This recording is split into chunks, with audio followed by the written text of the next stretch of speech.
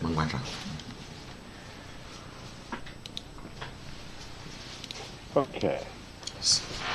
OK， 进入直播间的朋友先签到姓名加单位，并且希望能够帮助转发。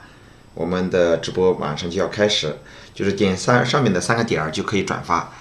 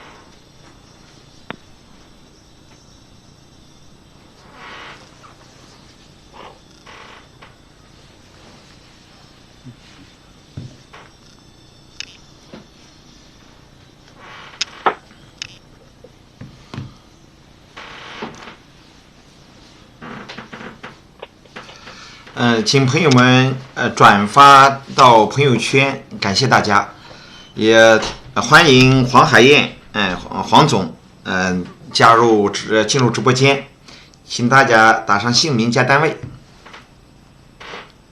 欢迎您。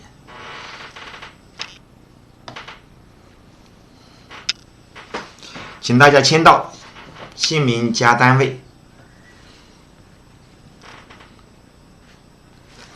我们的直播将在1分钟后正式开始，请大家签到。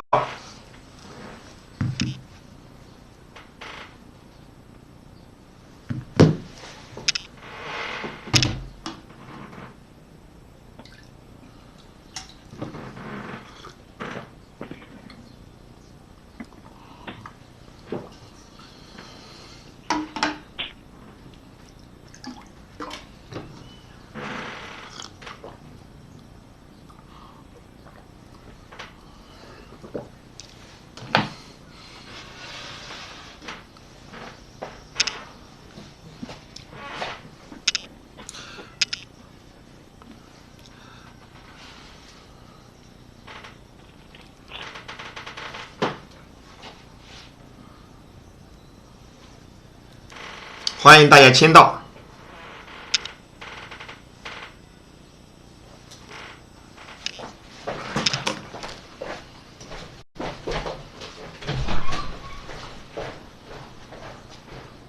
请大家打赏，到时候呢就2块1块的，不用打很多，不该打的来记录。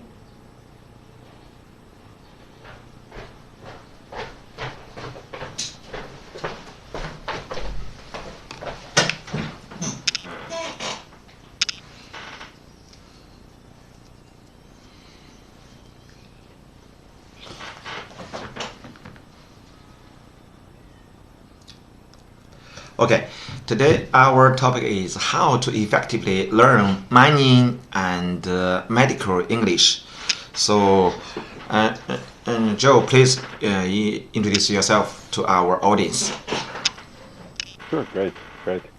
Hopefully everybody can hear me fine. My name is Joe Martins. I'm a former software engineer, marketer, writer, business analyst. And I spent about 20 years helping Fortune 500 companies with their marketing in North America. And over the last 5 years, I've helped manufacturers in China to market into North America. And over the past year or so, I've helped people throughout China to improve their conversational English, both the listening and the speaking skills. And of course, that's what we do now with this live stream series together. So over to you, Dr. Lyu Guo. Thank you for your introduction. Okay, let me introduce myself. My name is Lyu Guo, translator and consultant in mining and geology. As founder of Suntrans, I graduated from Northwest Normal University in 2000 and went to teach senior high school English for 3 years. And at the same time, I specialized English education at Yanliao University. In 2003, I came to Beijing and specialized in mineralogy, petrology, and mineral deposits at China University of Geosciences. And at the same time, I worked for the globally largest mining company BHP Billiton, prospecting for porphyry copper deposits for several years, and as a geologist and translator. Later, I was jointly cultivated by China University of Geosciences, Chinese Academy of Sciences, and Miami University in the United States, specialized in geomicrobiology, that is, interaction between bacteria and rocks.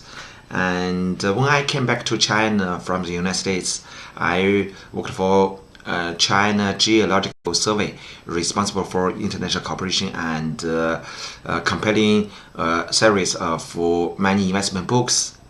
And I also finished my postdoc in geology at Peking University. And in 2008, I registered Suntrans at the gate of Tsinghua University in Beijing, and registered Suntrans Consulting LLC in New York. And in the past 12 years, I have been in more than 30 countries to help Chinese companies to purchase mines, oil fields, and I also my colleagues and I have been organizing a whole bunch of mining and language service conferences, help these companies to share their experience and help them to raise money to do roadshow. This is what we have been we have been doing such kind of work for many years, about 12 years, and about more than 2 months ago, since from February 20th, we got started to make some program online, especially from about February 27. From 27, Joe Martin from Straight English and I collaborated to provide online conversational English training.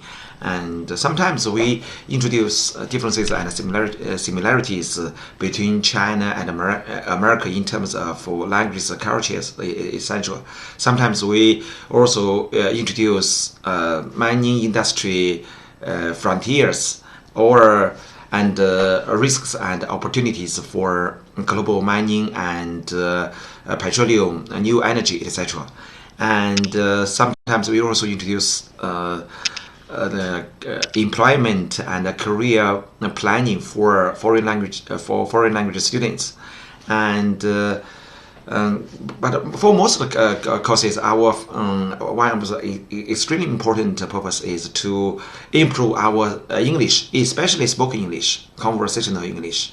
And here online, Joe and I are having a conversation. This is a conversational English, and help us to improve spoken English, listening, and also comprehensively enhance our English capabilities. Today is about how to enlarge your vocabulary, how to effectively learn many medical special terms in English. We will give some tips. And Joe, would you like to tell about your reason? Why do you choose today's topic? Sure. So we got a couple of during a couple of people had mentioned that they'd really like to hear us discuss more about medical terminology, but also we keep saying during our live streams that it's important for people to practice not just horizontal, meaning the general English speaking skills, but also vertically. So in a particular field like mining or in healthcare, there's a lot of special terminology. There's also a particular approach that you need to take when you're using that kind of language. Yes. So what we're going to do is talk about for healthcare and mining.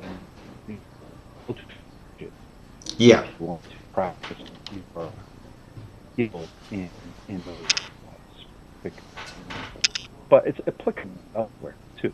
So you can use these same techniques in other fields. We just happen to focus on those today. Yes. So just ago we have introduced ourselves, and now I think let me tell some reasons. Firstly, why today our topic is about how to effectively learn mining and medical English. One reason about mining, because for my master degree, PhD degree, my work at BHP Billiton, and prospering for a couple of projects for several years, and for many consulting, I have used many English words in mining industry for a long time. So I think I have mastered a lot of special terms. About medical English, I think I have two reasons. One is about my education background.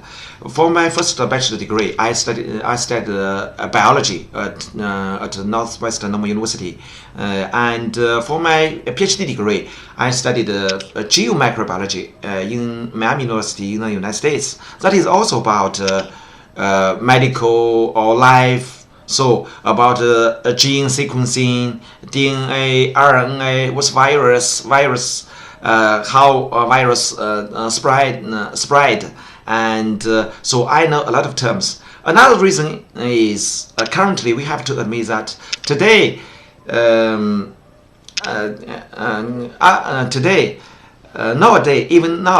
the novel coronavirus has bring a very terrible disaster to globally, and especially in America. I remember today, this morning's number.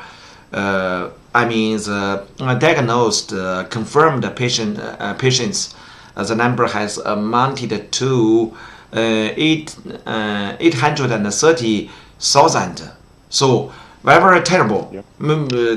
So a lot of people still are continuously suffering from novel coronavirus. So recently there are several phenomena happening, occurring in the society. One is about translation in medical industry. A lot of in a lot of surgeries, some medical equipment, devices, and a lot of, in many aspects and many fields, people are using these words. So for translation industry, a lot of people have recognized that there are a lot of demands for some translators who are engaged in medical translation. So nowadays people are very concerned about how to master medical English terms. And so mining, I'm good at many English terms, and for medical I also have some background, and about my academic background involving for medical or life. So today we can talk about how to master the special terms. Actually, not only for mining or medical English, for anyone who are trying to enlarge their vocabulary, English vocabulary. I think today's topic is useful, not only just for the two specialties, but for more people. And agree. A lot of people are good at public English, but not very good at vertical, like IT, medical, mining, physics, chemistry. About these special terms, special English, maybe some people are not very good at. Maybe today we will introduce some software, some platforms, some learning skills to everyone. So today we are trying to. So here about in UK there is. I remember there is a very famous speech from Churchill. Winston Churchill, the Premier of UK, never quit. Joe, would you like to talk about why do you put the word here? Absolutely. Yes. So that when you're trying to learn anything, if you quit, at that point you have failed. Yes. You aren't going to learn whatever it is that you set out to try to learn. Yeah. So with English, and especially with English in a specific field, you have to be patient with yourself. It's to take effort. You have so many different terms that you cannot study all of them in advance. Some people say at least 1 million English words vocabulary, at least 1 million.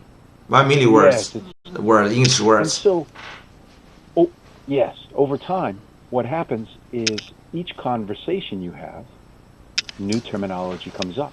Yes. And if you haven't heard it before, well, at that point, you will have learned it. Always ask them if you're clear what it means. But for many people in healthcare in China, they already know the Chinese terminology. All they need to know is what is the corresponding English terminology that matches to it. But in healthcare, it goes beyond that. You don't want to put certain word combinations that you won't set natural to the. So we'll talk about some examples of those. But in addition, there are ways that native English speakers will describe medical situations to you. Yes. Their pain, how they're feeling, and you want to get accustomed to hearing what they're saying, because it might sound strange to you at first. Yes. But once you learn what they mean, then you go, okay, I understand what mean. Yeah. Is as a medical professional, you have to have what we would call a bedside manner. It's not just the words, it's how you say them to people. If you have to go to a family and tell them that their father just died, you have to do that in a way, you can't just walk up and go, your father died. Right. That might seem very practical. It might seem very rational, logical, but it is not empathetic. It is not, something that it shows sympathy for that person. So as a medical professional in an English-speaking country, you want to have a sense of how, especially bad to say to those people. And so that's part of your learning process. Learn the words and learn how to express those words in a way that shows your sympathy or empathy as a medical professional. That's good. And today we will talk about medical and mining collection collocations and medical and some abbreviations, pronunciation, internet resources with cultural context. And firstly, let's see some special words in medical industry. Here, I can see a lot of words. Maybe we can online. We can see them very frequently, just because the coronavirus spreading so quickly. Okay, fasting glucose. What does this mean, please? Glucose, we know. Fast here.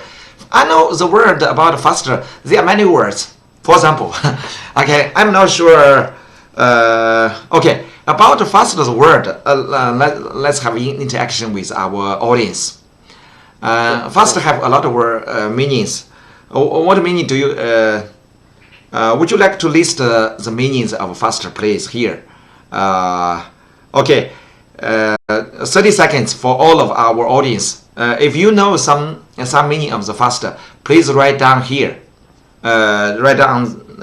那么我们跟大家有一个互动，给30秒的时间。关于 faster 这些词，它有哪些意思？你能不能在公屏上列出来 ？OK， 我们给30秒钟的时间，请跟大家一个互动。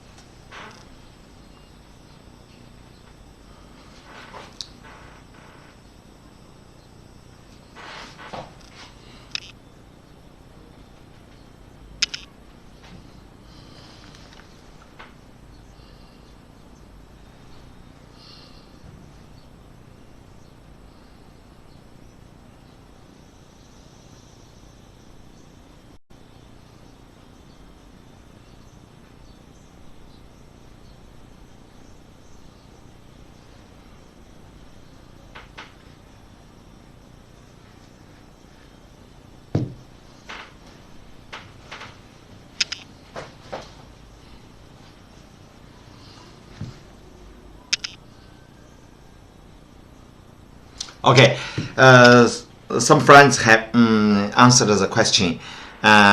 Here, first I can take some examples. A lot of people say, okay, for some festival, that is a festival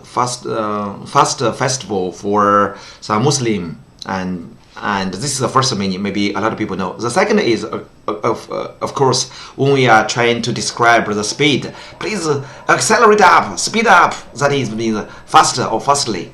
The second meaning. The third, if we say, oh, this is a faster girl, what do you mean? Joe, would you like to?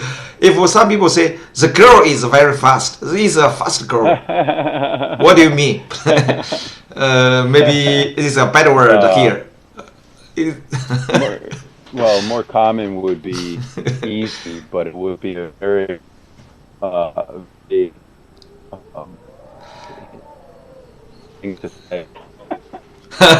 Very better word. I don't know why faster can describe some girls very bad. That is a fast girl. Fast girl means that's a totally different kind exotic. And okay. No similarity. No similarity. I don't know what's the reason. No. Fasting. Well, fasting for glucose. Wait for a moment. Let me finish the meaning of the fast. Fast have a lot of meanings. Another meaning that is I remember. Okay. For example, this is my face mask. Gradually the color is will be faster. That means will fading, will disappear. When the color gradually disappear, we can say, oh, the color is gradually faster.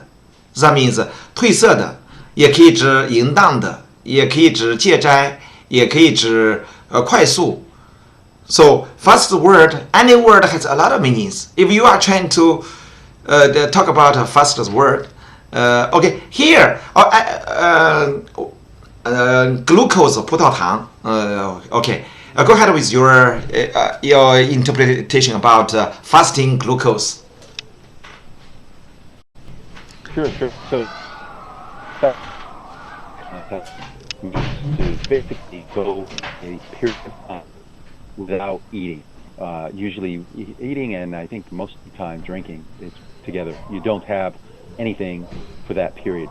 So when a doctor wants to take your blood sugar level for, let's say, a diabetes exam, right? Then they're going 糖尿病 diabetes.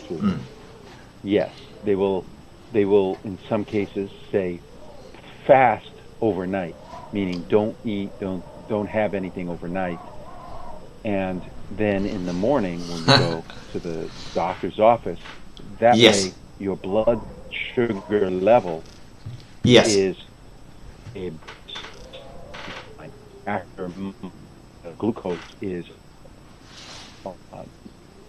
and you're at a baseline level.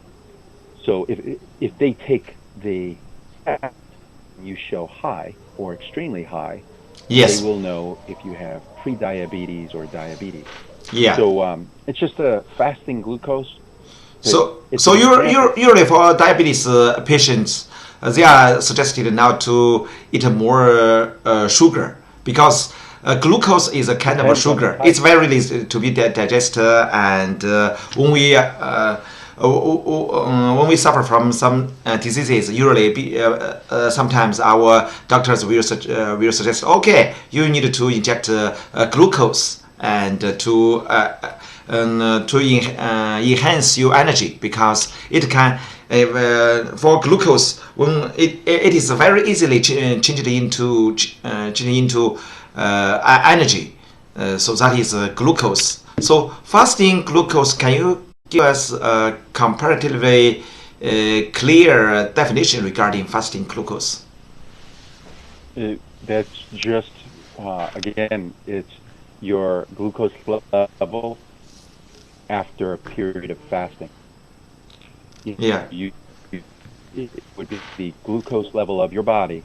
Right. To test after a period, and usually it's overnight. So you don't eat anything in the evening or in the morning. You go to the doctor, they take your level. But the important part about this slide is combination. These are known, every word combination on this slide is known as a collocation. That must not make sense to you.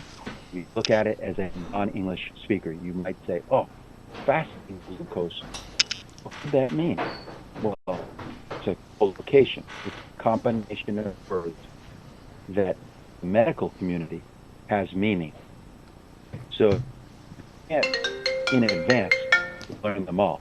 Yeah. So you will learn these by speaking about them, by reading about them. Yes. This is just 14 examples of co-located words from the field of medicine. Yeah. So keep that in mind. These combinations seem weird as a non-English speaker. It's because they kind of are weird. Yeah. You wouldn't normally put these two words together except to describe these specific medical conditions. Yeah. So fasting glucose 就是指的是空腹血糖，空腹血糖的浓度。所以 so the word is very here fasting when your stomach is empty and currently the density of sugar, or we can call that fasting glucose. Glucose 空腹血糖，你的空腹，大家说你的空腹血糖高还是低？那么在医学上有fasting glucose。similarly the word is different. Glucose 仅仅指的是葡萄糖 fast 那这就是没有进食的，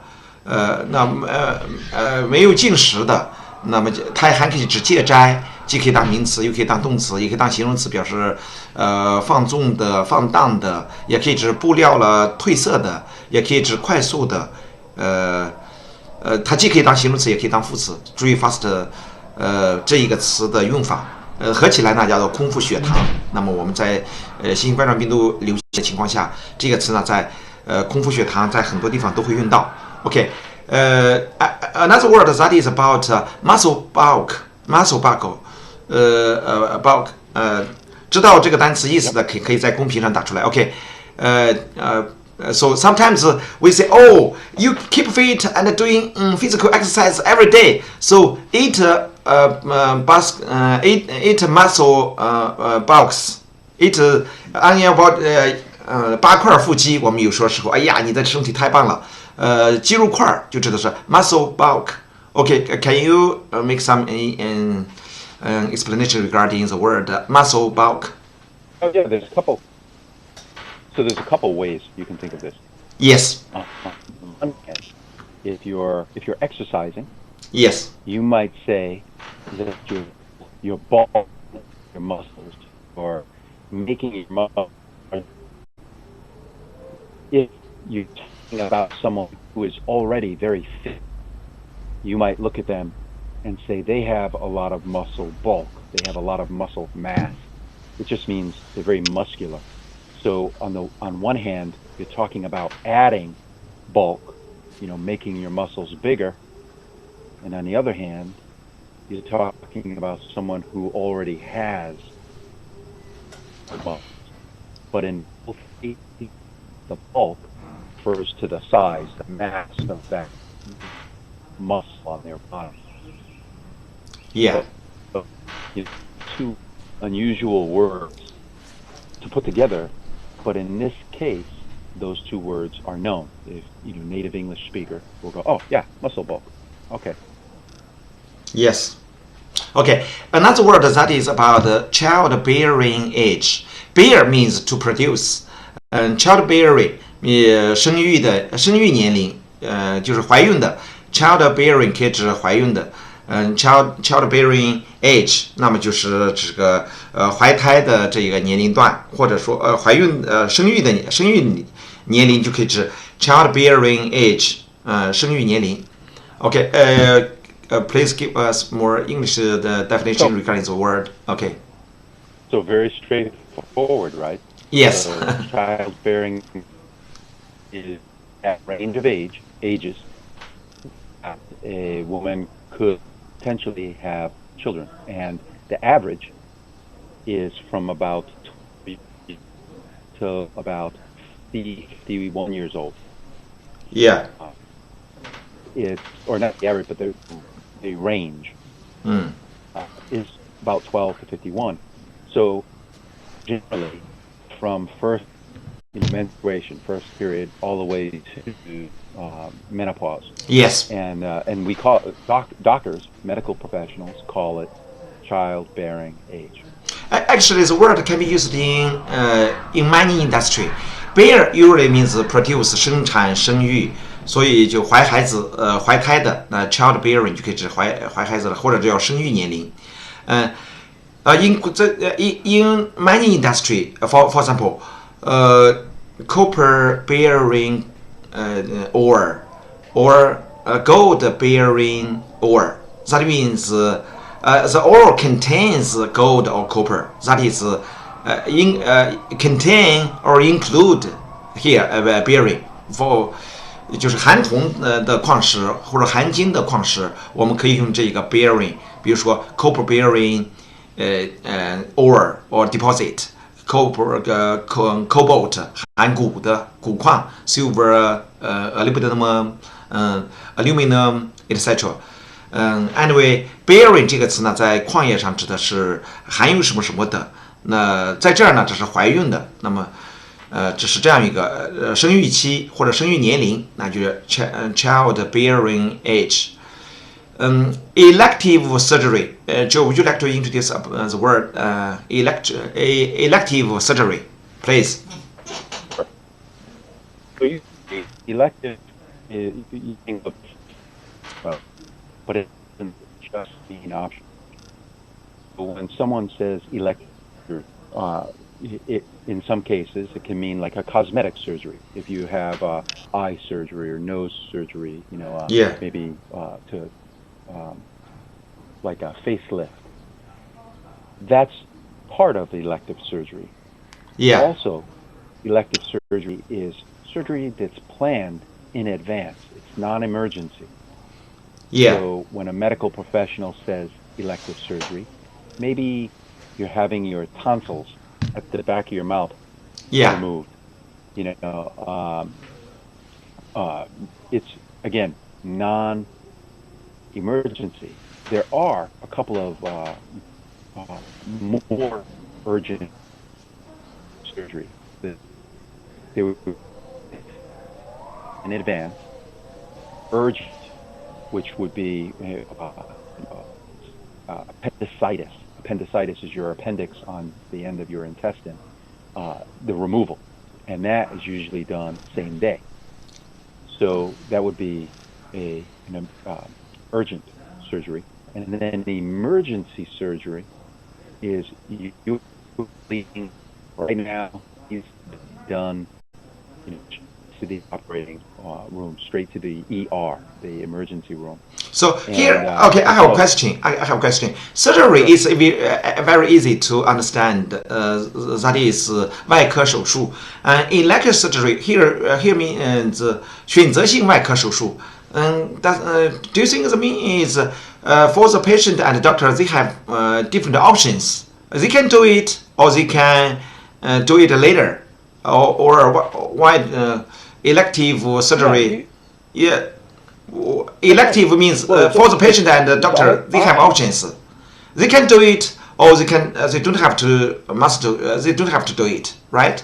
So it's they have the right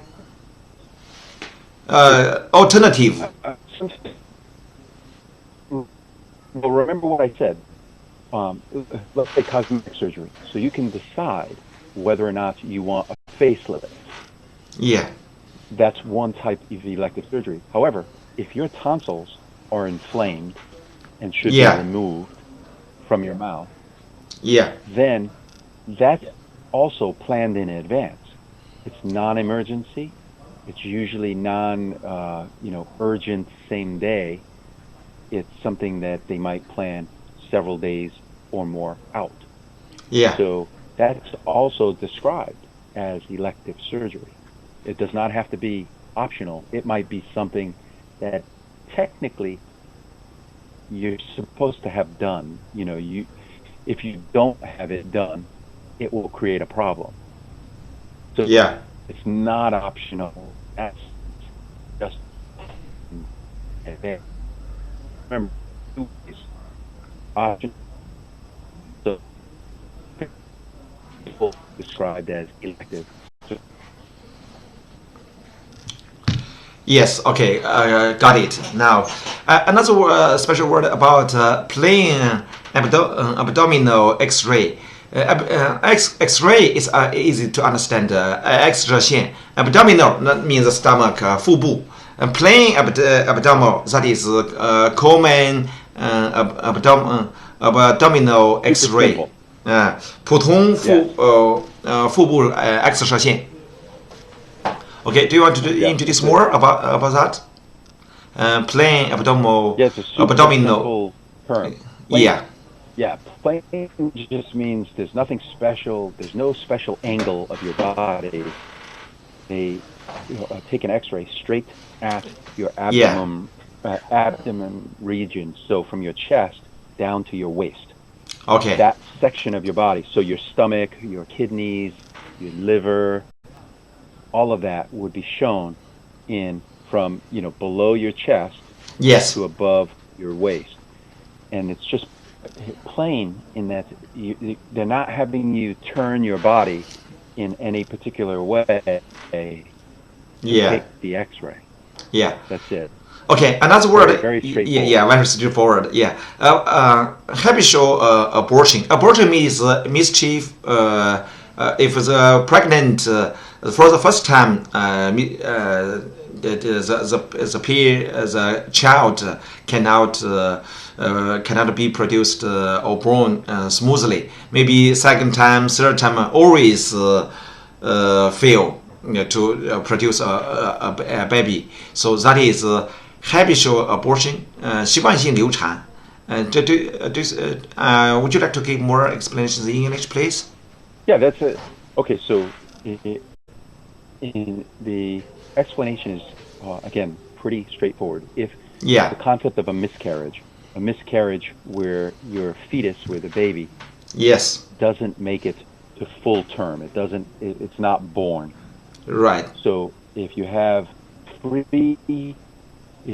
a habitual abortion is if you have at least 3 miscarriages in a row, 3 pregnancies that fail, then it's considered habitual abortion. If you have, let's say, 2 miscarriages, but then you have a baby, and then you have another miscarriage after that, it's not abortion. They call that current abortion. It recurs. But pregnancies that produce the baby in between. So again, two words that normally don't get pushed together, but in the medical field have a very specific meaning. Okay, another word, urinary incontinence, 尿失禁. Okay, please introduce the word urinary incontinence. Cannot control himself when it is best time to piss. Yes? That's right. It's very easy to understand. Cannot control his, maybe just because the urinary doesn't work, where urinary system doesn't work enough, cannot control by itself, and automatically maybe piss. So that is called urinary incontinence. Yeah, urinary incontinence. Yeah, incontinence. And part is control. Yeah. You would say slang. I couldn't help. Meaning, it happened. If you go to the bathroom, you go pee, and it wasn't, you weren't intending to go. Let's say like this, by the way, is not the same as a baby going pee in the diaper. This is, you have full control of your muscles as an adult. But as we age, or certain medical conditions, you end up incontinent, the inability to stop yourself from going to the bathroom in some way. Pee or poo, basically. So yeah, urinary incontinence is that you have lost some of the ability to keep yourself from going. I should also mention, if you laugh very hard and you accidentally go pee a little bit, women can relate to this, but if that happens, that's not incontinence. That's not the same thing. That's a little bit more, I think this is reserved more for an actual medical condition. So, Yeah, got it. 咱们有时候指大小便失禁，这样呢指小便失禁，就用 urinary incontinence. How to pronounce the word incontinence? Incontinence.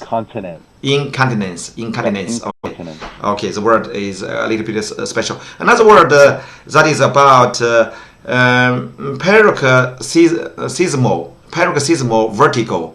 Paroxysmal means 发作性的、爆发性的vertigo 眩晕头晕。So here paroxysmal 间歇性的或者发作性的、爆发性的、阵发性的这种眩晕，一阵一阵呢感觉到头晕，那就用这个词。Okay, please give more detailed introduction about the word. Okay, so it's known as paroxysmal vertigo. Vertigo. Okay. So vertigo. My accent, I don't enunciate T, so I yes. Vertigo. Yes. Many people don't say vertigo. Yeah. They say vertigo. Sounds like a D. Sound like a D. Yeah. So paroxysmal vertigo, and it's the idea. If you've ever moved your head around and suddenly you feel dizzy. You feel, faint. Paroxysmal vertigo. If you're on I'm trying to think of amusement. You're at amusement club, Disneyland, and you're on a ride like a roller coaster, and you're going up and down, and your head's moving like this, and you suddenly feel, wow, I feel nausea, I feel like I'm going to throw up. That's from this paroxysmal vertigo. Okay, another word is temporary placing. Here refers to our heart. On our heart, right. Sometimes pacing, beating, sometimes don't beat. That is temporary pacing. That is sometimes okay. 间歇性，这或者我们叫暂时的起搏，心脏的暂时起搏。Okay, please make more introduction. Yeah, so it's just your heart beats at a certain rate, right? A certain pace. And when it's irregular and it's not beating, they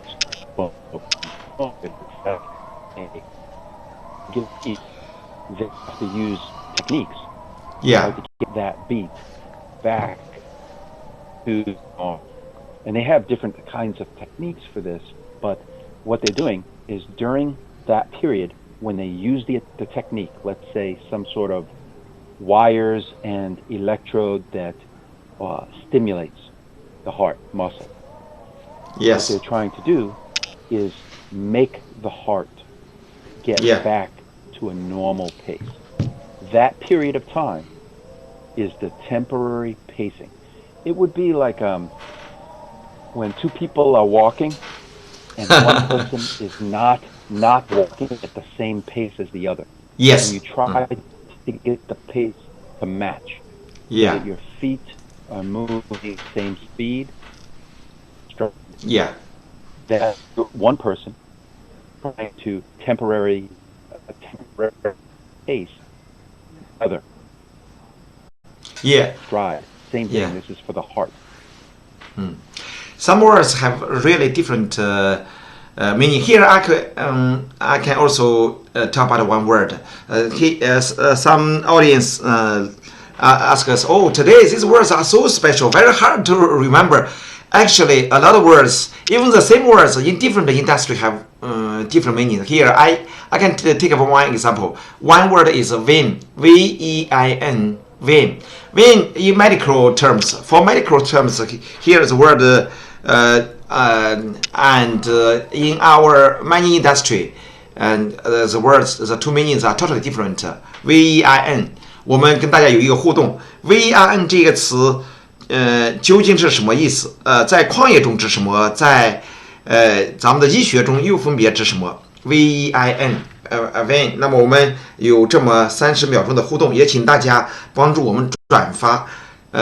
你看这个词，我们让大家知道同一个单词呢，在不同的专业里头可能意思差别很大。我们跟大家做一个这样一个互动 ，vein 呢究竟表示什么意思？30 seconds。vein 这个词 V-E-I-N in mining industry and in medical industry, the meanings are totally different. So today we are talking about some special terms in mining industry and medical industry. So different context, different meanings.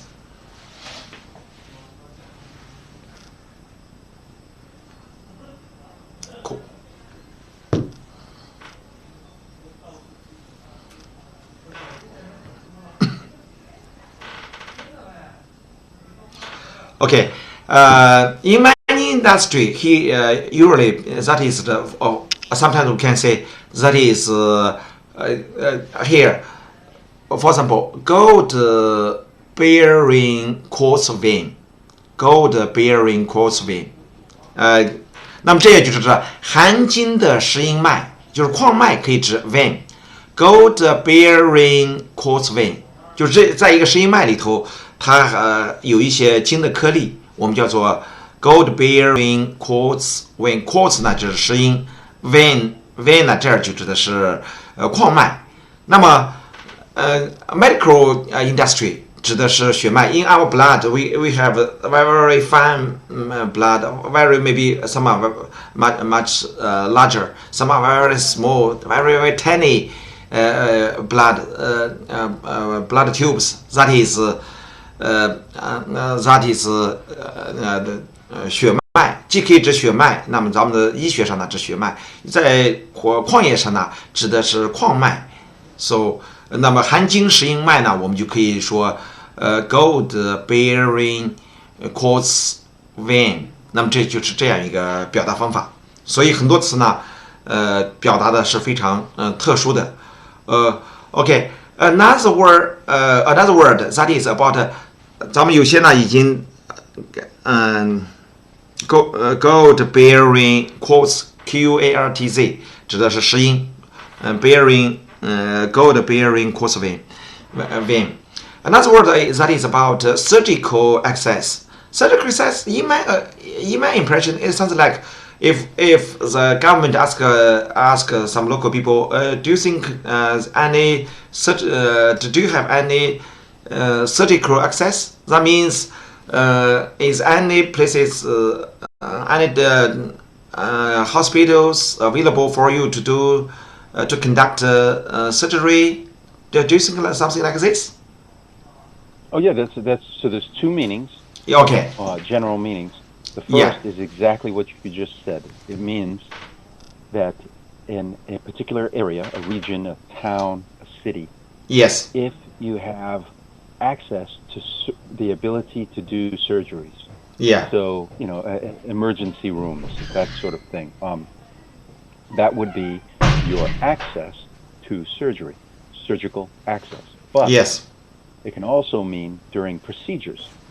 When they're doing surgical procedures, meaning they're actually doing, maybe cutting into your abdomen and taking a look at your intestines or your stomach, it's the access to your organs. It's the access to critical, whatever they're trying to access inside your body.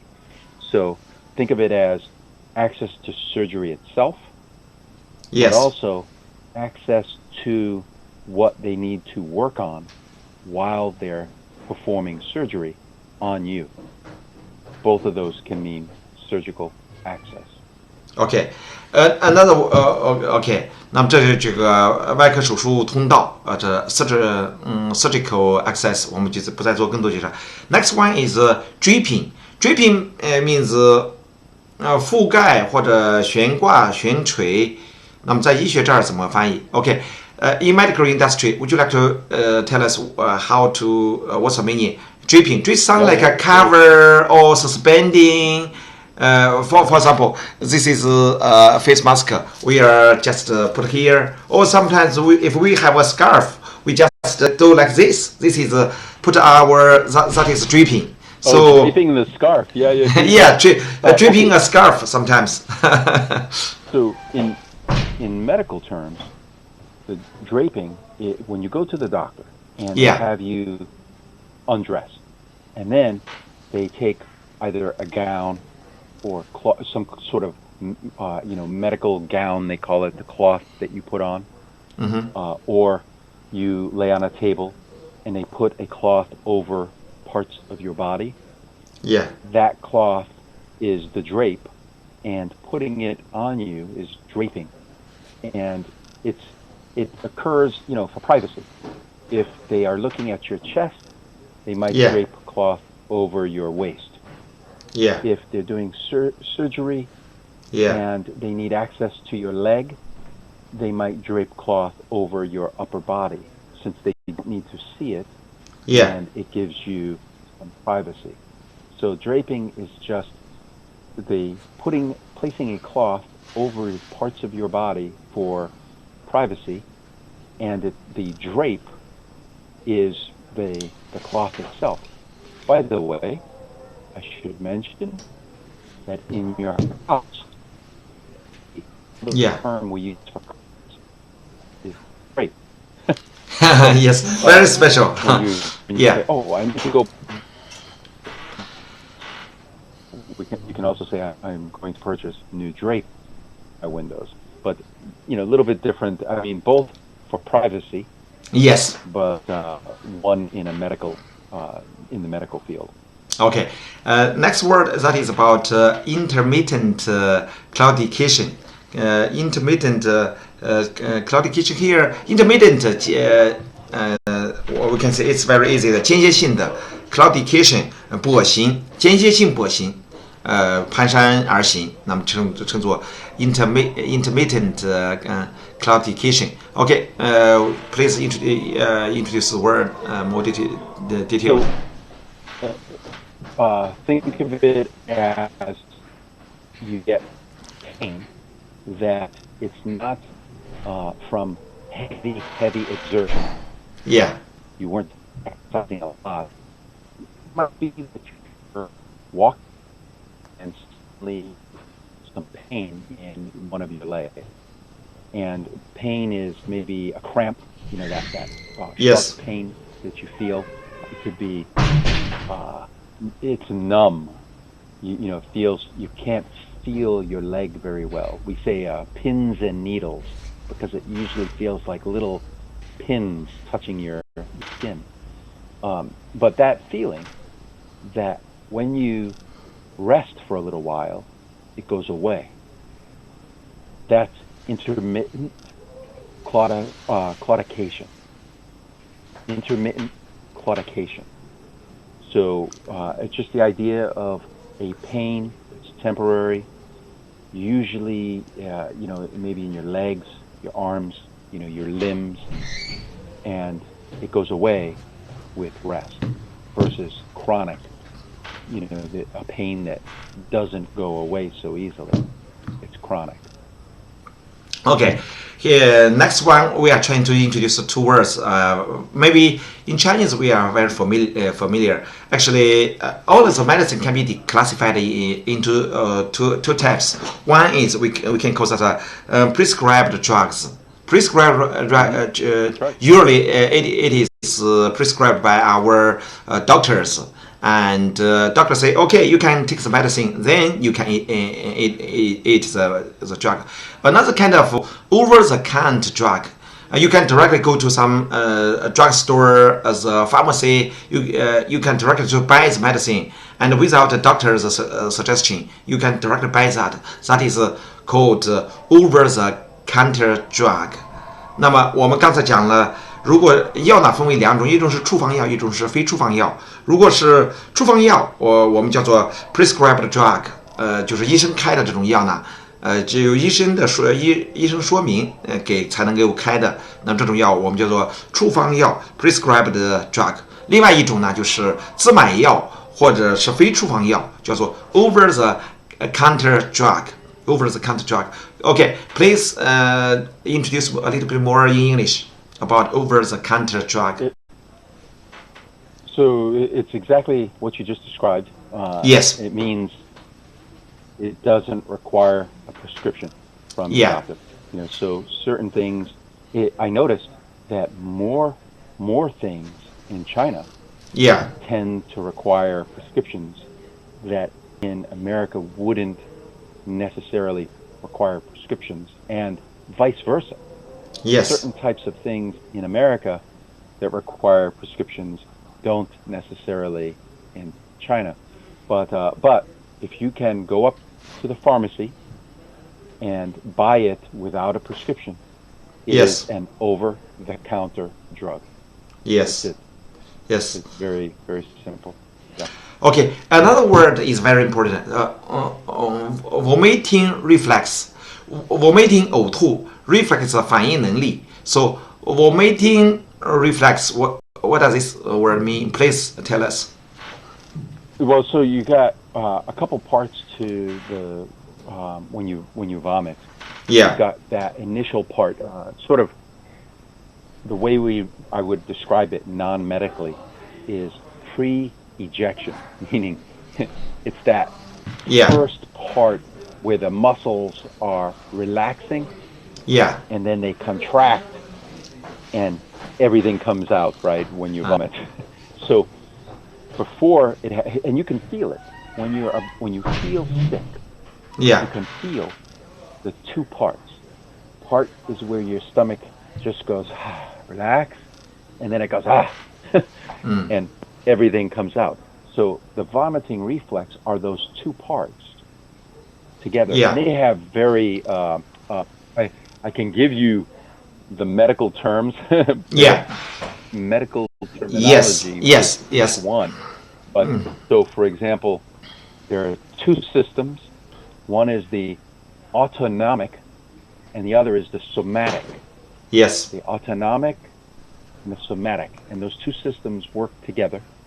Yes. To do that, what I described, the relaxation, and then the contraction that causes you to vomit, and the muscles involved. Yeah. Because you're talking about gastronomy, it's the gastric system, the gastric muscles that are causing, or part of why you're getting the relaxation and contraction vomit. All of that together is your vomiting reflex. Actually, physiologically, there are a lot of terms regarding reflex. For example, maybe one, I can take several examples. One is about swallowing reflex, 吞咽反射. Swallowing reflex relaxation, reflex.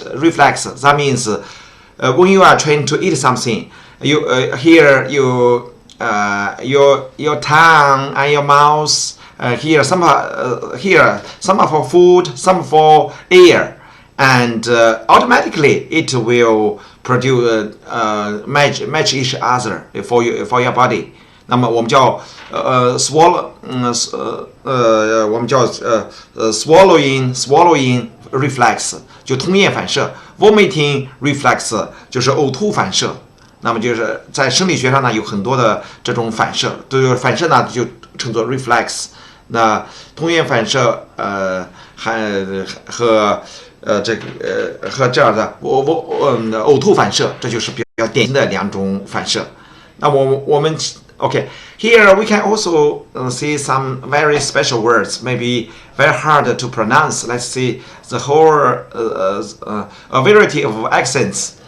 In the UK, 70% of the population speak English monolingually, and Scotland about 1% speak Gaelic. As the statistics was calculated in 2001, about 19 years ago. Punjabi is used by 1.3 million people in the UK. Newcastle, about geodai, how to pronounce? Geordie, and for Yorkshire, and about here we can also Northern Ireland. 7% of the population speak Irish. And Liverpool scores it is also Lancashire, and England. Here is England and Birmingham. Wales about 20% Welsh, and East London, Cockney, London 100 immigrant languages, and Queen's English spoken by only 2%. Cornish 3,500 people. So from this picture, we can say we can draw some conclusions. Joe, please tell us what kind of conclusions we can draw from the picture. Yes. This is taught. Yes. In a lot of schools in France is in English, only spoken by about 2% of England. 2 people out of 100. Yeah. You're taught formal English, which is why, as an American, I'm always telling people, one, very few people speak Queen's English. Very few people. Most native speakers speak American English or some form of English, some accent on their English. Why is it important? Well, when you're trying to learn these words, you're going to hear people say them differently. So you're going to hear many pronunciations. So when you thought, yes, I finally figured out how to pronounce this word, you're going to hear 10 different ways to pronounce it, which is why I say, don't worry if your pronunciation is not perfect, because people will still understand you. I'll give you a couple of examples. Yeah. When you look at two of those cities, as an American, I would say Yorkshire. Yorkshire. Mm-hmm. In other languages, in other parts of the world, I should say, they might say Yorkshire. Yeah. Yorkshire. Lancashire or Lancashire. Lancashire. You'll hear it all. They'll put the accent, by the way, all over the place. You'll go, oh, geez, do I accent first part, second part, third part? Is that like? Depends on where you come from. On the other words that we learned earlier, I said paroxysmal. You can say paroxysmal, right? I shorten one syllable, proximal. It's right. Almost the S and the M kind of get mushed together. I told you vertigo, and other people will say vertigo. Or vertigo. Yeah. As long as you're, the slang is, as long as you're in the neighborhood, meaning as long as you're close on your pronunciation, you'll be understood. You do not have to be perfect, because you are going to encounter people in your profession. Yeah. Around the world. This point is very important.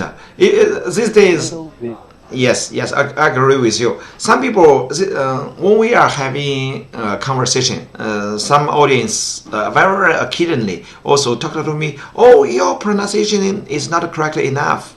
I said, sometimes we really try to pronounce every word clearly and correctly. Sometimes one word has different pronunciations, and we are not on CCTV. You must so accurate or exact. Actually, when we go to different countries, people speak English in different pronunciation, different ways. Generally, as long as we can understand what they are talking, we don't have to correct them. No, the standard criteria, or everyone must follow it. Even when we are talking with Australian people, sometimes they say, "Oh, when they pronounce today, they may pronounce to die." Sounds like to die. They are going to die. A little bit weird, but But different country have different habits. Doesn't matter, as long as we can consider the background. Everyone can exactly understand it without any misunderstanding. You know how in Chinese language, when you look at the pinyin, sometimes people will say, "Oh, I would have to see the character." Right. Because the pinyin doesn't tell you anything. And there are many different ways to say that pinyin. Depends on the character. Yeah. Same thing. Yes, one pinyin, one pronunciation. Where you are. There are a lot of words, the same pronunciation, so people can understand. That's right. And don't worry about perfection. Yeah, we don't always. Some people laughed at me. Oh, you shouldn't make the conversation in English. Your pronunciation is not so standard. You always think about standard, no standard. Even different area have different different criteria. Yes, and think about us. When we have conversations, right? Yeah. People can say, they might say, "Oh, they don't favor your pronunciation." The fact is, at the end of the day, I understand all of what you're saying, and you understand all of what I'm saying, and so the goal is met. Yes, If you want to sound like an amazing, famous speaker, and you want to imitate that, you could. But I like people who are genuine. Don't try to imitate me. I speak this way because I grew up this way. I grew up in a very specific part of America. Yes. Speaking in a very specific neighborhood, and even my accent is not from that area. As I grew up, accent became less and less depending on where I moved, where I lived. Yeah. And so most people could not tell that I'm from that country. Yes. Maybe decide northeast, but you can't go, oh, you're from southeast Massachusetts. So I think this point is very important. You are right. Why a lot of people couldn't speak English fluently? Just because psychologically, he always hope his spoken English is extremely standard and fluently. Actually, he cannot endure any mistakes. That's right. In our daily life, actually, as long as we speak speak English more and more, gradually we will make some progress. But if we cannot endure any mistakes, and you laugh at other people, and other people love you, and you feel hurt, and you may say, oh, I cannot speak English. Love other people, and he himself cannot get started to speak English. So I think right. Go ahead, please. Oh, it causes people to stop trying. Right. You cause more harm, more damage, right, than good if you tell people how poor. Oh, your English is terrible. Your English is terrible. You're not helpful. Right. It's as long as I can understand, I never right say this, because at least you're trying to learn. If I'm speaking Chinese and someone corrects it, it's like, oh, great. I would like to know the right way, but many times they won't correct it. Let people feel frustrated and lose heart and don't like to try anymore. That's a tragedy. Yes. And give up speaking English. You don't want to cause your kids or your friends or even your parents. If your parents are trying, and let's say they did not have the benefit of the system, the school system 40 years ago, didn't have standardized English in China. Yes, yes. So many older people, they don't speak it, and many might not want to try. But you need to be encouraging. Yes, you encourage other people to speak. Yes, worst case, you learn the ways to improve, and that's it. I am always, even after all of these years, always learning something like maybe there's a word that I might have mispronounced because I very rarely use it. Maybe once every 15 years. And someone says, hey, did you, like the instrument, the ukulele. The ukulele in America, 90% of the people, at least probably 99% of the people, incorrectly say ukulele. It's not. It's you're ukulele. right. But guess what? Two things. If you tell them, if you go up to an American and you say, it's not ukulele, it's ukulele, they're going to hate you. They're going to hate you very much. Okay. So don't do that. And second, yes. You can, for your own personal knowledge, you can know this, but when you're speaking to someone, you have a choice. You can use the correct way, or you can use the way that they're going to understand. And so if I'm speaking to the average person in America, I say ukulele. Otherwise, I'm going to say ukulele, and they're going to say what? I say, oh, ukulele. Oh, okay, Joe. I know what you mean now. Even when for example, even when I went to Africa, Uganda for maybe 10 times, I went over there a lot of times. Some people say Uganda, some people say Uganda. Even the country's name, the local people also have different pronunciations. I always ask people, how do you call your country's name? Some people say, oh, Uganda. The other people say, Uganda. I don't know how to pronounce. These people, even in their country, they have different pronunciation ways.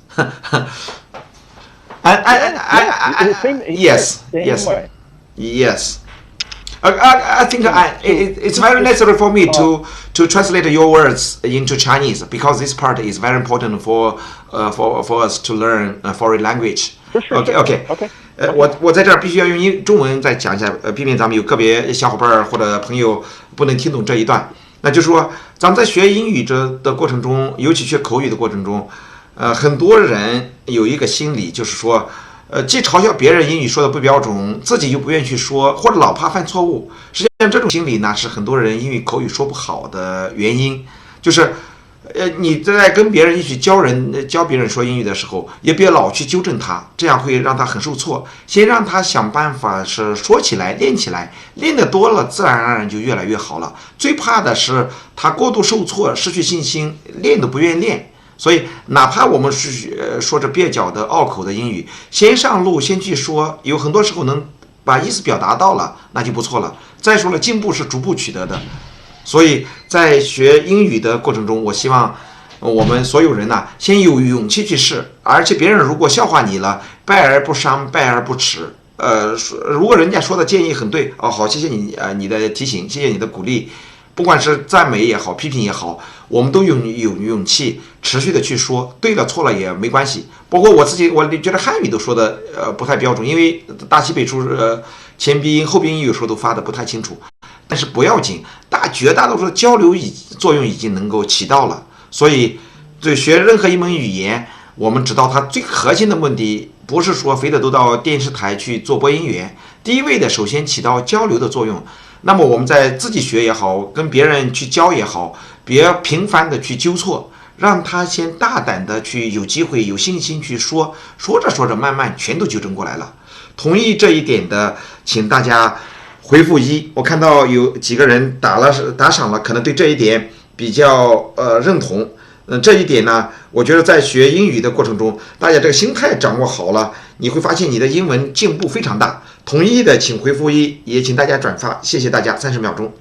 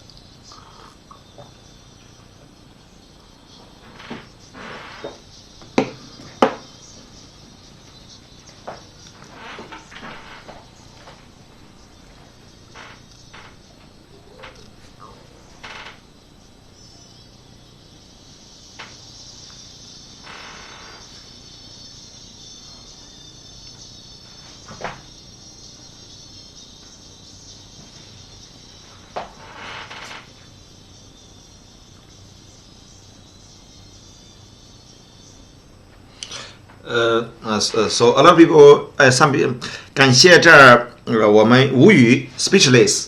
这个朋友打赏了，也感谢小峰给我们打赏，也感谢对我们的鼓励。Thanks a lot for your tips. And next part about good communication between doctors, nurses, and patients. One is improves patient care. Second is create a good rapport. Rapport means a harmonious relationship with your patient. Yep. Third, use effective body language, eye contact. Not only use your language, but also keep eye touch. The fourth is allow enough consultation time. Number fifth, listen well, a good listener. Number six, the GMC and NMC's code of conduct states always use language that your patient understands. Avoid medical jargon. That is, sometimes you must use some simple words, straightforward words, so that your patients can understand clearly. Don't use too many medical jargons. 不要用太多的术语。Okay. Can you tell me what's GMC and NMC? Maybe medical. Okay, please. That's right. It's like GMC. NMC I'm not familiar with. GMC is General Medical Council in the UK. It's just a standard body. Mm-hmm. So, community countries, including China, would come up with standards for healthcare, for the way that doctors, nurses, health practitioners communicate. So their code of conduct means just the way you behave as a professional. Right. And in most countries, they want the doctor, even though you went to school, very impressive, 8 years, 10 years, 12 years, PhD, maybe multiple PhD. It's impressive, but when you speak to the average person, you don't want to speak like you're at a medical conference speaking to doctors. Yes. Right? If you're speaking to doctors, sure. When you use that medical terminology, you can use fewer words. Yes. That term has a specific meaning, and the doctor knows it. Yes. So when you're at a conference, you can use all the medical terminology or mining terminology that you want, because all of your colleagues will know it. But when you're speaking to the average person, put all of that stuff away and use the simplest words that you possibly can use to convey the same basic idea. It won't be perfect. You might have to make a compromise. Right. Maybe ordinary words can't quite get exactly the meaning of the professional word. But that's okay. Does it be precise? You're not talking to a fellow professional. So this slide is what I was referring to earlier when I said you can't just learn the language. In every field, there is a requirement, a need to, if you want to excel, if you want to be considered among the best, you have to focus also on how you say what you say. Yes. If you, in this case, a doctor wants a good relationship with their patients. They have patients that are, say, in the society where your social scoring can affect how you're seen by everyone else. You want to get a good review, right? You want your patients to think that you're good and you're kind, you're caring. And by the way, when they say eye contact, don't do this. This is not eye contact. It's crazy eyes. If you look at your patients like this, they're going to go, whoa, you're crazy.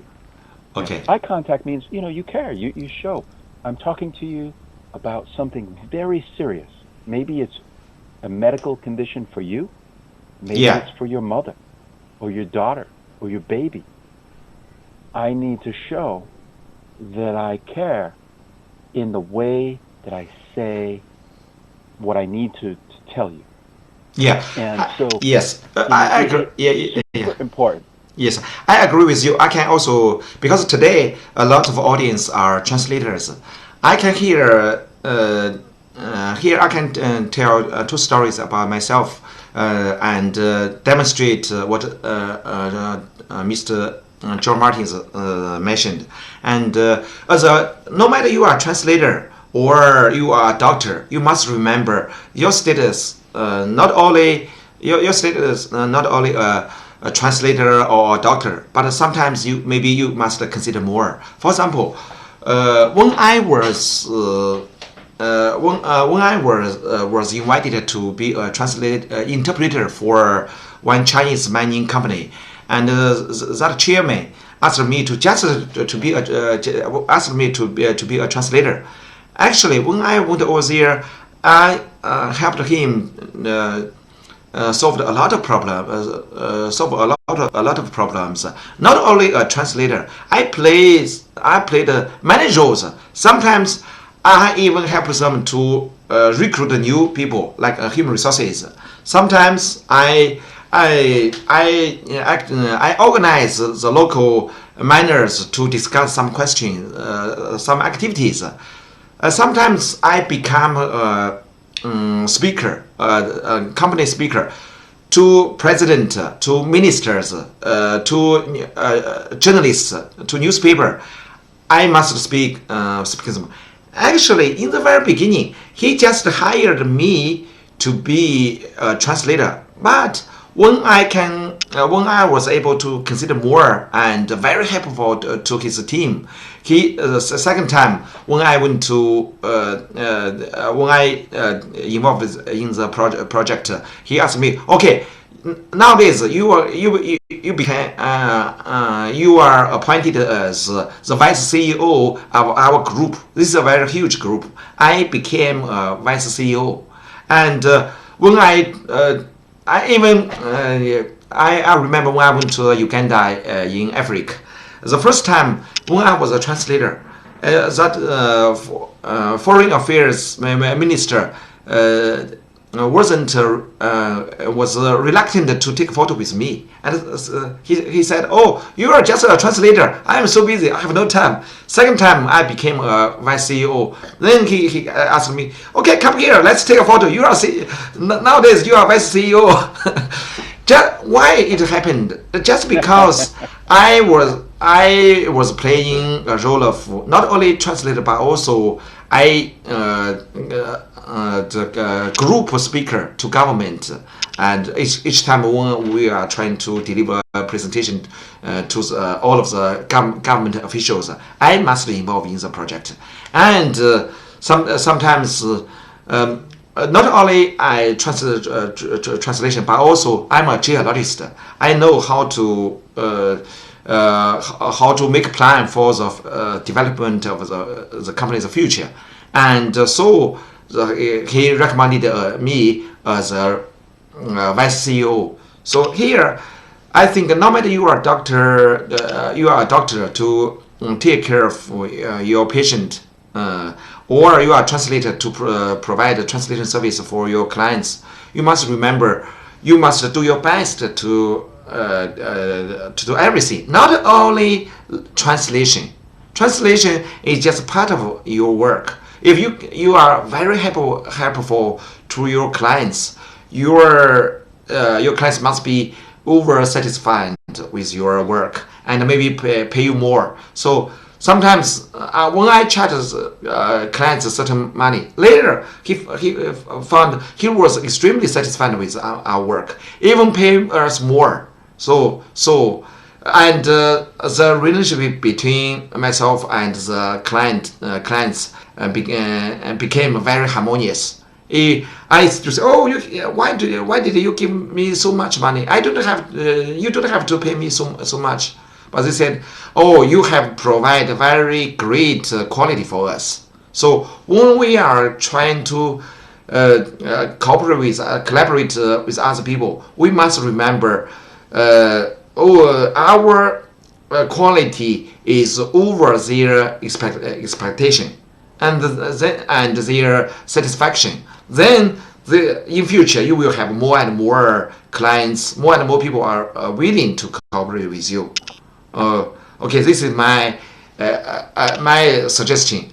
And Joe, do you want to give some comments about my stories? The only thing, yeah, the only thing I would say is, especially in Western countries, but maybe this is true in China as well, but when someone says, I go above and beyond, I deliver more than the expectation. Right. You want to be careful in that when you do, you have set a new level of expectation, right? Right. So if expectation is here, and maybe you decide to go above and beyond, you are going to deliver maybe a little faster. Yes. Maybe more than they asked for. They asked for 10 pages of explanation. You provided 12. So you've gone above expectation. Right. This, careful, because for some clients, you've now set a new level of expectation. Right.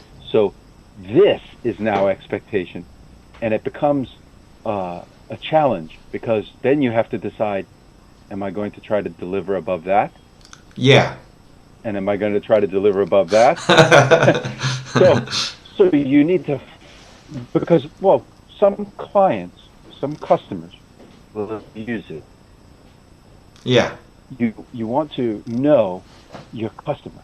If this customer is satisfied with how you deliver above expectation, but they don't abuse it, then excellent. But right. if you notice that they start pushing a little more, more, but they don't want you to change your price. You must be confident enough to push back a little. I as a consultant for many years with Fortune 500 companies, these companies have billions of dollars. Right. So if they come to me and they wanted my service, and they about $20,000, I go, you're $1 billion company. Don't complain to me about $20,000. Right. This is nothing. But they knew what I did. My relationship with them was every January I published pricing. Right. And I gave them a piece of paper that said, this is how much each service that I have, how much it costs. Non-negotiable. For the entire year until December 31st. Great. Well done. Mm. This way, two things happen. One, they know, not negotiable. Don't come to me and tell me you want it for less. You can say you want less service for less. I will do that. But not same service for less. Second thing was, they knew no matter who I did business with, right, I charged the same price. So they couldn't say, oh, Joe, you charged our competitor less. Right. We want to pay less. I said, no, I charge everybody. January 1st, every year. And so next year, I give them a new price list for 12 months. That's so in my industry, that worked very well. But not all industries. That worked for me in that situation with those very wealthy companies. Yeah. Here, what is the patient says? You list a lot of sentences. Let's say the differences. One is, I've got a really bad gut, doctor. I've got a pain in my abdomen. So use different words, different terms. And I've been parking for 2 days. I have been vomiting for 2 days. I broke my collarbone 6 months ago. I broke my clavicle. I'm having trouble down below. I'm having trouble with my genitals. I've been bleeding from my back passage. I've been bleeding from my anus. So here some are jargons, right? Some are just common words. Can you talk more about this part? Yeah. Well, so this is the thing. When you're when you're dealing with patients, or in fact, when you are a patient, right? Sometimes you're not a professional. You're not going to use professional language. So as a medical professional, as a doctor or a nurse, you have to interpret. It's almost like a foreign language, right? So somebody says, "Oh, doc, I've got really bad guts." Now, I wouldn't say that. I might say, "My stomach hurts." Yeah. But as a medical professional, you go, "Oh, stomach hurts. He has pain in his abdomen." Yeah. So you've translated it in your head. Somebody says, "Oh, I've been puking for 2 days." First of all, if you've been puking for 2 days, go see a doctor. Yeah. But if you say that to a doctor, they're going to think, "Oh, okay, he's telling me or she's telling me that they've been vomiting for 2 days." So all this slide is five examples. Yes. Of things that patients might say. Yeah. You have to make a judgment or ask more questions.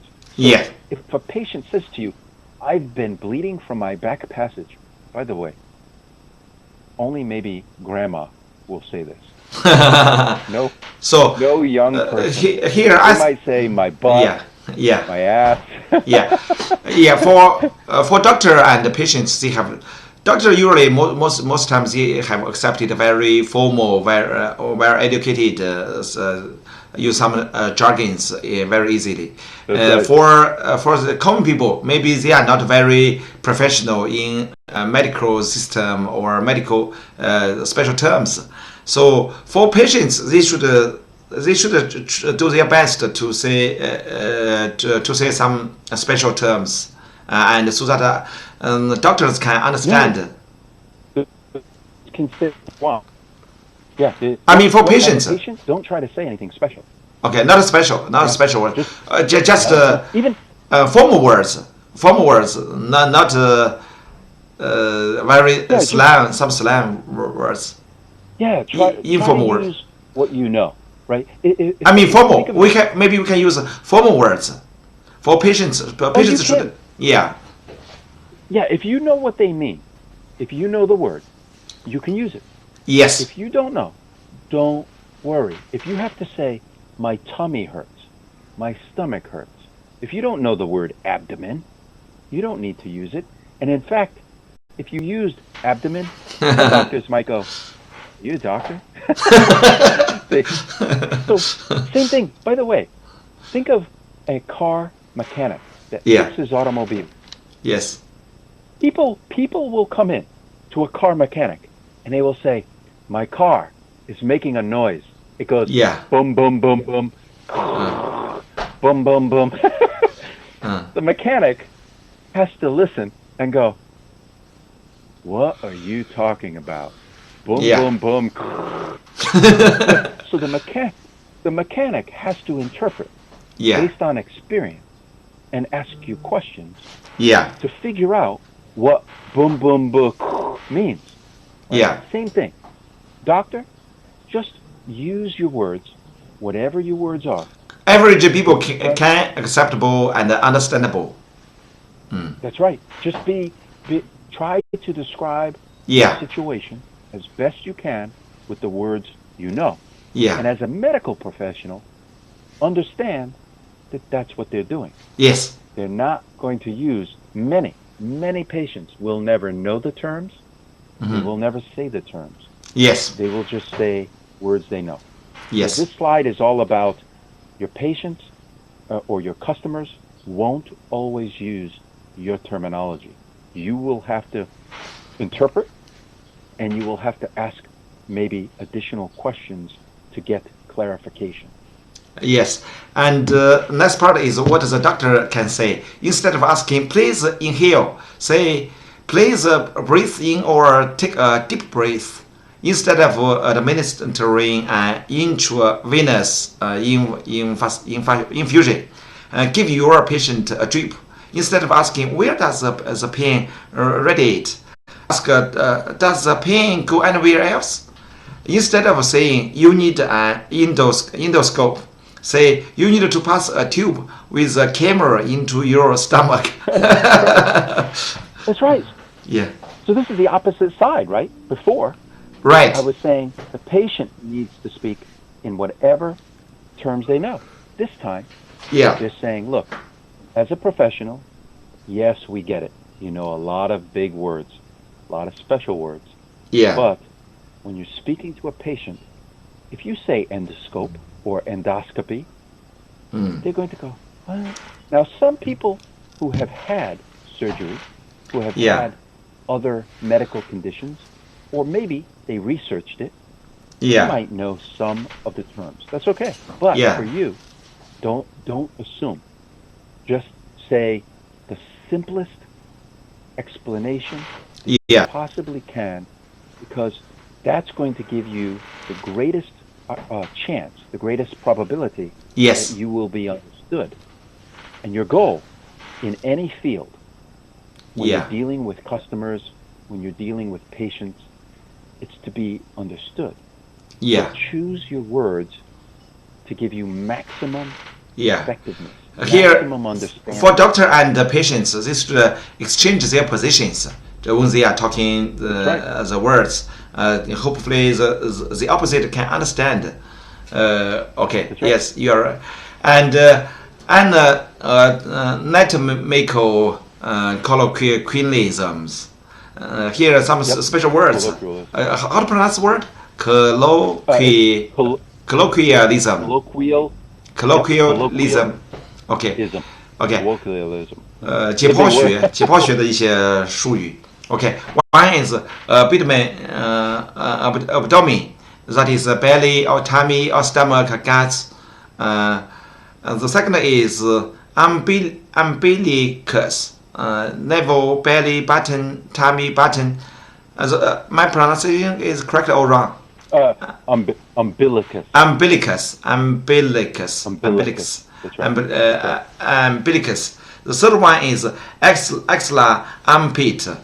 腋下 armpit. Armpit is easy to understand. For axilla, it's hard to understand. Right? 腋下 My armpit. Armpit everyone can understand. Sternum means breastbone. Yeah, right here. Okay. Center of your chest. Breast 胸腔骨 anus back passage bum hole and larynx voice box. The larynx. Larynx. Larynx. And trachea windpipe. Yeah, 气管 Oh yes, so larynx is where your vocal cords are to speak. Yes. And your trachea is this whole structure right here, the whole windpipe. Because when you breathe air, wind, it's the wind that goes down the pipe. But that's colloquialisms. These anatomical colloquialisms are. It's just simple ways to say words that are less common. It's common. A colloquialism is a commonly used word. So nobody says anus to their doctor. Well, I shouldn't say nobody. Many people will feel weird saying anus to their doctor, even though for the doctor, perfectly normal. If you want to say anus, doctor is going to go, oh, okay. But some people, grandma. They go, larynx here, larynx 喉部 voice box， 就是发声的地方，喉部就是 larynx。Okay. Now let's see some symptoms colloquialisms. generally feeling ill, feel sick, not well, poorly, diarrhea, 那腹泻 loose stools, the runs, troughs, the sheets, 那这是腹泻，有很多表达方法。Pain, it's sore, it hurts, 那感觉到疼痛或者痒 it itches, it's killing me, vomiting 呕吐 puking, throwing up, unable to keep anything down, 这是呕吐。Okay, so all of these words are easy to understand. To be situation. Yeah, to be febrile, fever, temperature, burning up, 发烧nasal discharge, snotty nose or runny nose, 流鼻涕。那么就是nasal 指的是鼻子，鼻部的鼻子的。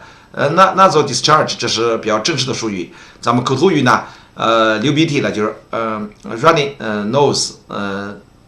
nose，snotty nose， and main structuration period time of the month 月经。flatulence means farting or passing wind， 伤风感冒。Okay, would you like to explain a little bit about the last word, flatulence? Flatulence is just gas when you go when you fart. The last one, maybe once again, please. Flatulence. Yeah. Flatulence is it's passing gas, passing wind. It's farting out the anus. so it's there's no other. There's many words.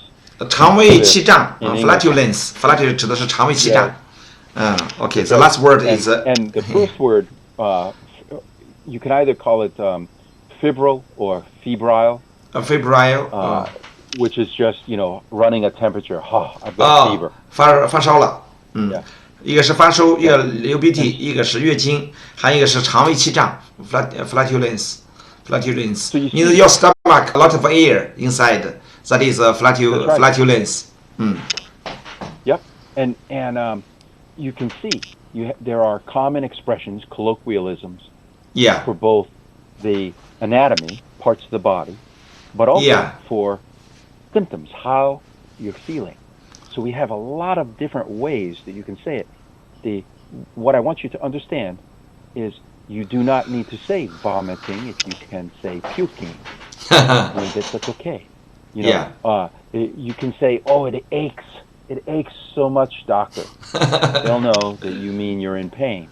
They're not going to go, please explain. All of these words may be very hard to remember. You can hear here. Tachycardia means a fast heart rate. Maybe only these doctors can remember these words. Over time, remember what I said in many of our conversations.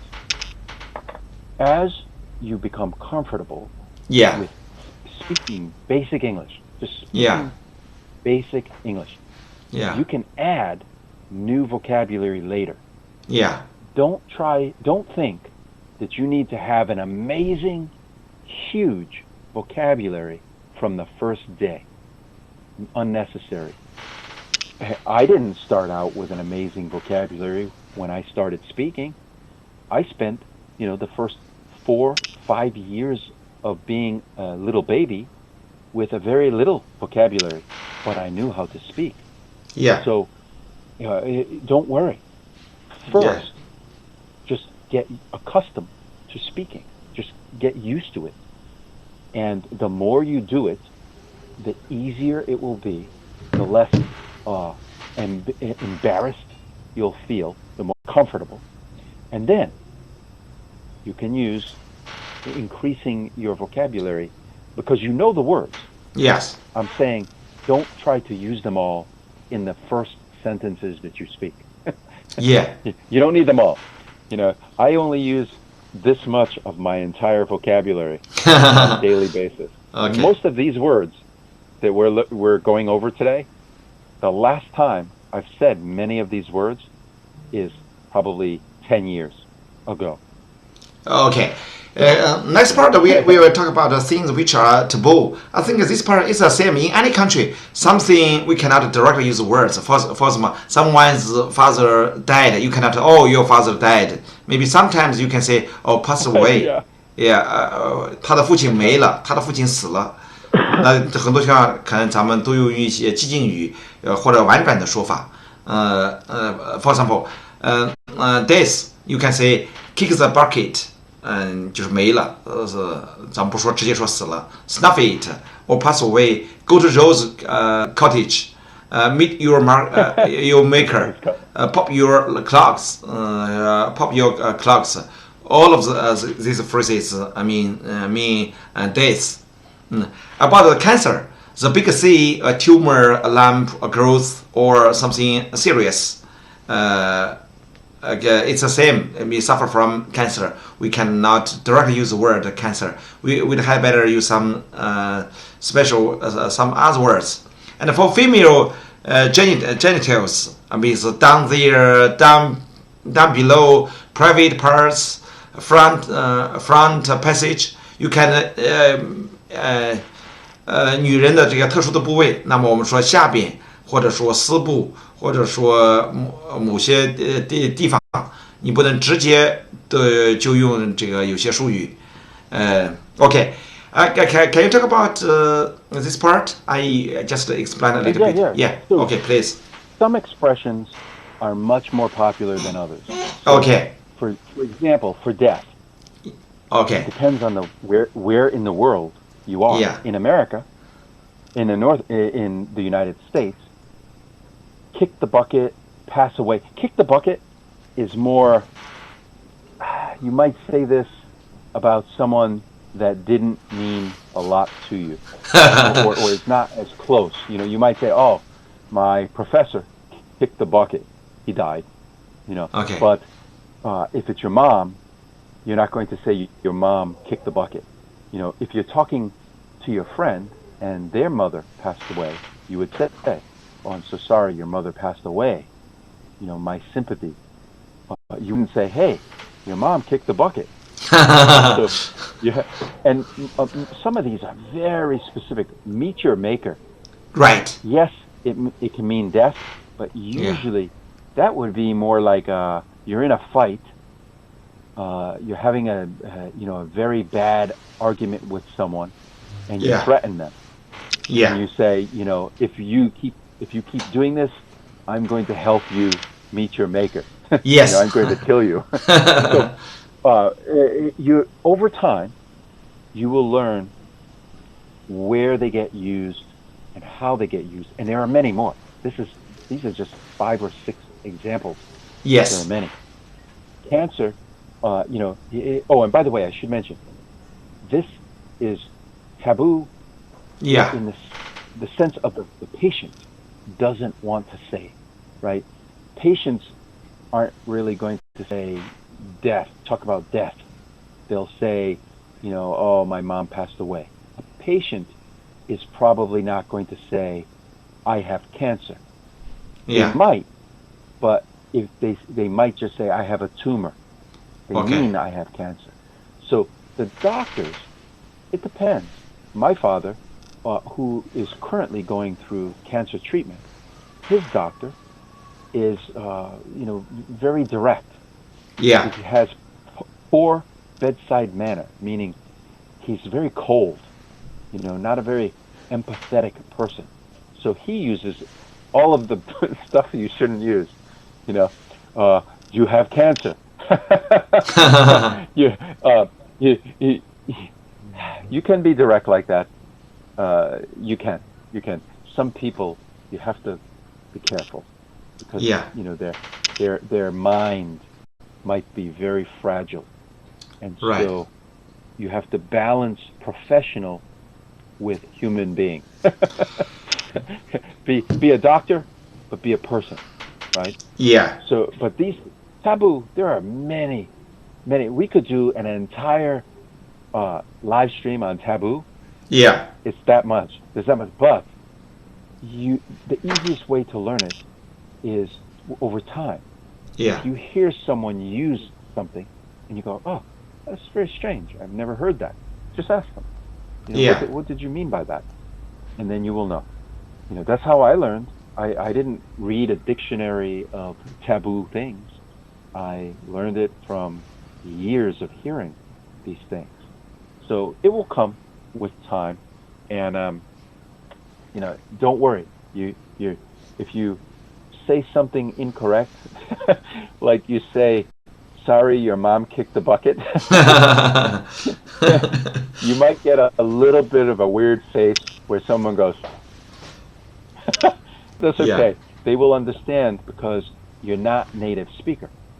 So they might say, oh, yeah, I wouldn't recommend using that. And then you can go, okay. They're not going to go, oh, I hate you forever because you made a mistake. They understand. You didn't grow up in the U.S. So don't worry. Yeah, here not a big deal. Yes, you're right. And about some abbreviations, medical abbreviations, and if we see the whole phrase, everyone can understand it. But some are from Latin words or some from French words. These abbreviations very hard to remember. For example, QD. A lot of when the doctor is prescribe some medicine for you, maybe it's some words that is QD. QD is Latin words. Saying on a prescription QD or Q without the comma, and means a day from the Latin coco die. The abbreviation is sometimes written without a period in capital letters as a QD. However, it is written. It is one of the number of hallowed abbreviated of Latin terms that have been traditionally used in prescriptions to specify the frequency with which medicines should be taken. So this is QD is crocodile from Latin words. It means is once a day. BID is the same. BID is twice a day. Or why is BID? Right. Stands for bis in die. Bis in die is Latin words, which means twice a day. And TID is 3 times a day. TID stands for tie-in. Latin words. Latin words is totally from our English pronunciation. For example, in Latin, I learned a lot of Latin words. When I was studying botany for biology at college. For example, Chinese usually in Latin words it pronounced kinesis. Kinesis is in Latin word that is Chinese. Rose means rosa. Rose in Latin word. So here sometimes because why people learn a lot of Latin words because Latin words is a kind of the language doesn't develop very quickly. Even it's very stable and fixed. So people now might about medical some medical terms or some geological words, many words we use Latin words because it's always the same. But for English, modern English, it changes a lot because it is developing very rapidly, so that you don't know what you are talking. So that's why when scientists are trying to name some special, like our body organs, some special words, always use Latin words. That's why Latin words is so popular for scientists. Even use them to name special new discovered species or some special parts. And here we can say TID. TID is 3 times a day. Just so I mentioned tie-in die in Latin word. About QID. QID is or sometimes we say QID is 4 times a day. Is quarter in die. That means 4 times a day. And QH, if a medicine is to be taken every so many hours, is written Q-H. The Q stands for coca, and the H indicating the number of hours. H is hours. It's easy to understand. So, for example, 2 caps Q for H means take 2 capsules every 4 hours. Sometimes we also use a lot for other words. I don't know some words. Why do they use that? PRN as needed. Why in Latin words it is the abbreviation that is PRN? What does this mean? Stand for PRN? Stand. I don't. You don't know. Yeah, I don't even know. This is very special abbreviations.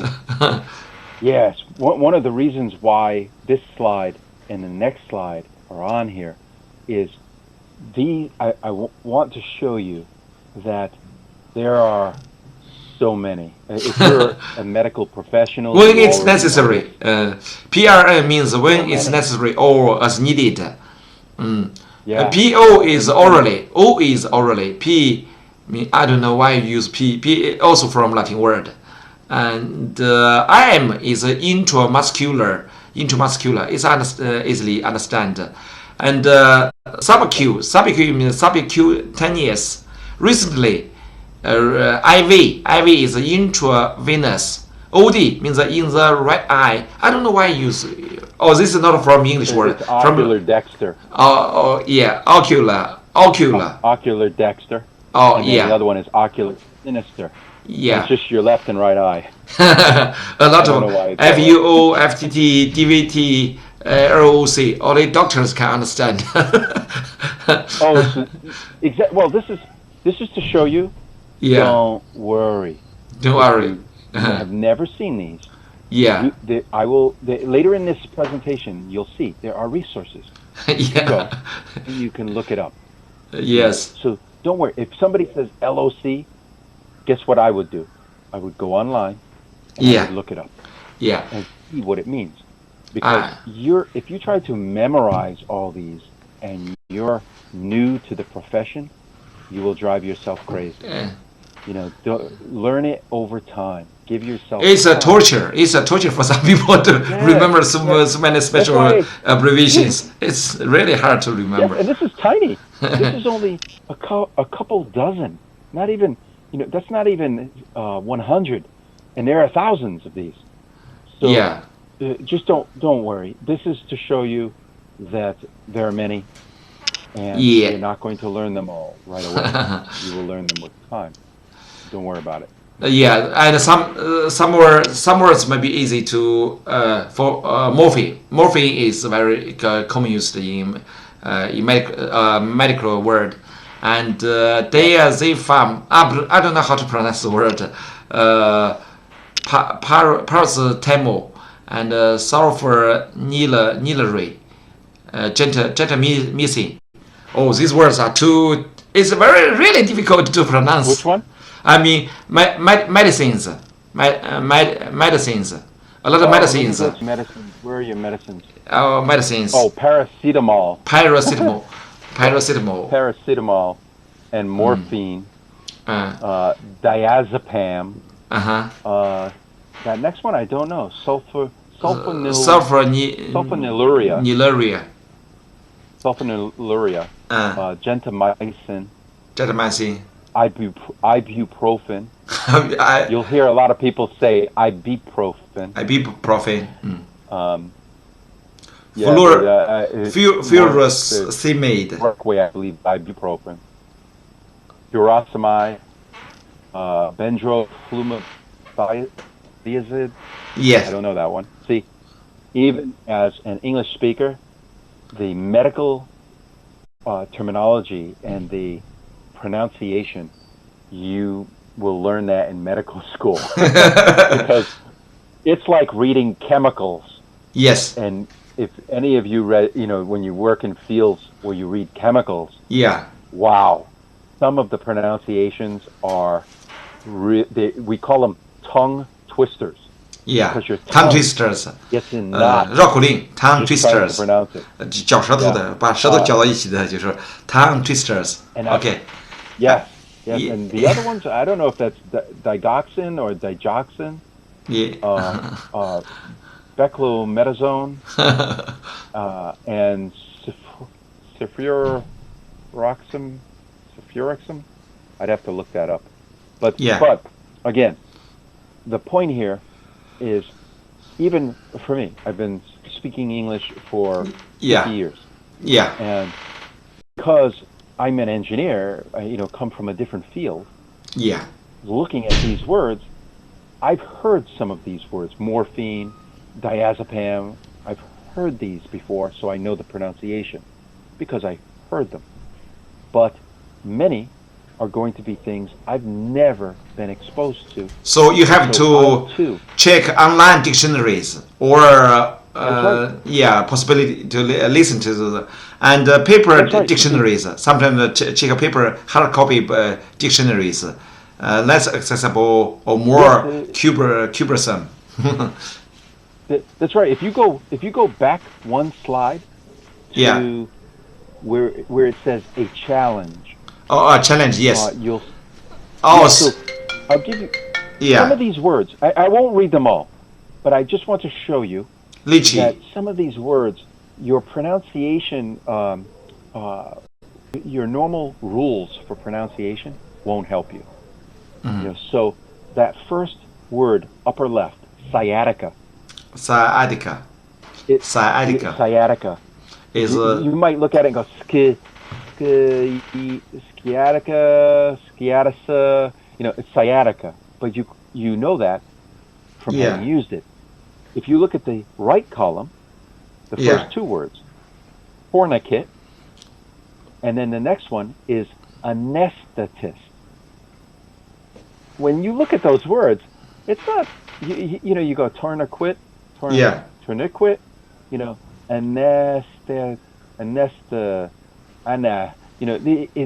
don't worry. Sciatica. Because yes, I know them because I've heard them pronounced many times. For some of these, like the impetigo, the bottom left. I only know that because my mom had used that word a couple of times, and then I looked it up and said, "Oh, impetigo. Okay, I get it." So again, the goal here is not for you to learn, a ton of pronunciation. Impetigo, 脓包 means a lot of maybe bacteria inside a tumor, not a small tumor. 脓包 blood and some water inside. So you understand that until you need to use them, it's kind of pointless in some sense to try to memorize hundreds of these. Once you need to use them and someone tells you about them, you can look it up. And you can learn the definition, you can learn the pronunciation, just like I did. Unless you're a doctor.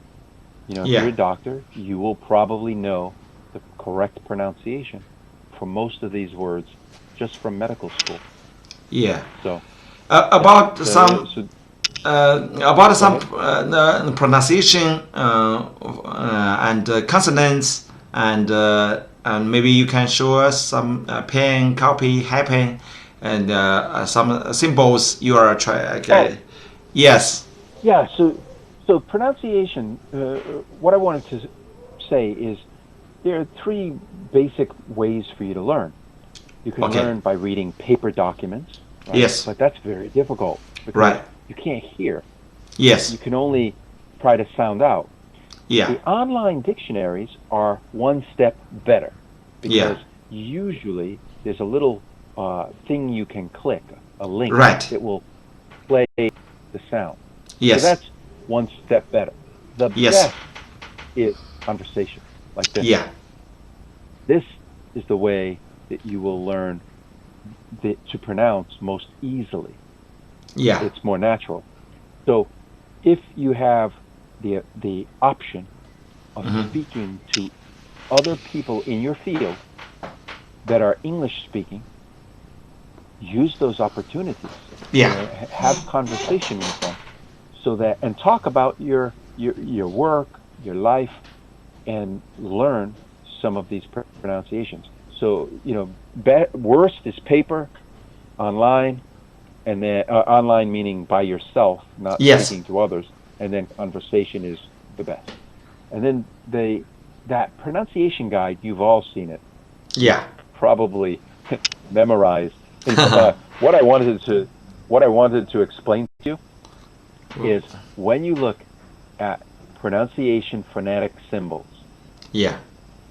Most of the native English speaking people that I know have never looked at most of this.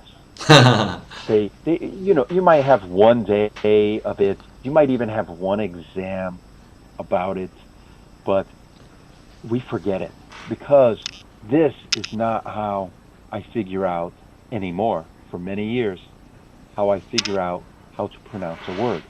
I never go look up the phonetic symbols. Ever. 50 years. And I've never looked up phonetic symbols to figure out a word. Because once you speak it enough, once you get a rhythm going, your ability to just speak English, even basic English, you will develop a sense for how something is supposed to sound. Right. Even if you can't tell me which phonetic symbol it's related to. So when Chinese students tell me, Joe, I want to show you the phonetic symbol. How do you say this? I say, I don't know how to say that phonetic symbol. And I don't care because it's irrelevant. Yeah. Because I learn to pronounce everything based on experience. Yeah. Those phonetic symbols I haven't looked at in 40 plus years. Right. So time and practice is how you're going to learn. Yeah. The phonetic symbols, that's great for paper. That's great if you're looking at a book, nobody's around, there's no Joe, and you go, how do I pronounce this? You can try to figure it out on paper, but I recommend you call somebody up that speaks native English and say, hey, how do you say this? And they'll say, here's how you say it. Assuming they know the word, they might have to look it up as well. So the point of those slides isn't go study phonetic symbols. It's don't worry so much about these stupid symbols. I know your teachers told you to. I'm telling you, forget what they told you. Because you're going to learn so much easier by speaking. By just speaking. Listening. Listen and speak. Yeah. Don't worry about the symbols. Yeah, we can do a lot Let's of... skip this section. Yeah. We can skip that whole section because that's just examples of what you don't really need to do. Yeah. This last piece is all about, there are many resources. I could give you hundreds, but I wanted to try to figure out a couple that were made the most sense. Yeah. There were dozens of resources. I deleted most of them. They're just not very good ones. These are pretty good. Yeah. Here you also recommend one EnglishMedical.com. A lot. From here we can check a lot of resources, English words, how to pronounce, and. They even have practice exercises. Oh. You can. They have reading exercises that you can learn how to say certain things. There's no person to help you hear it, but you can at least read it. Yeah. My favorite, but you will have to find something maybe on Youku or similar. Yeah. My favorite resource is YouTube. There are many doctors. Yeah, from YouTube for Chinese students, maybe we must use VPN to check some YouTube information. Otherwise, we are not allowed to log in. Yeah, that's right. But find maybe Youku or something similar, because their doctors record now. A lot of them record great videos where they discuss many medical procedures, many medical terms, and so you can hear them talking about these subjects. It's great. It's an awesome resource to learn medical terms. Oh, and mining as well. Yeah, mining is the same. Yes. Geologists. Yeah, there are so many geology videos on sites like YouTube. You can learn. And from Twitter follows the latest BMG updates on Twitter. On Twitter, we can also learn a lot of words, special words. Yes, and this journal is, very well respected. So if you want to read English articles and try to figure out the terminology, the BMJ is a great resource for that. And then one of my favorites for non-English speakers is EnglishForums.com. It's been around for years, and it looks very different now. That's an old picture. Yeah, but English forums. Yes, if you have questions, you can ask questions on there, and people will answer your questions. You may get multiple answers. Disagree. Here, not only for English, medical English, but also for other languages. Everything. Okay. English forums. Hopefully, all of our audience are able to log in this website to check special terms and ask questions. Make an account. It's free. Go on there, make an account for yourself, and then you will have permission to ask questions. Yeah, and it's great. People are helpful. People are very helpful. Just ignore the mean people. There's always, every online community has nice people and mean people. Just ignore the mean ones. I don't care. And here, you also shows a lot of books, some medical terminology, and real resumes for medical jobs. Professional English medical. There's a lot of books. Yeah, guide to physical examination. IELTS book. Okay. There's a medical books for even specific exams. Yeah.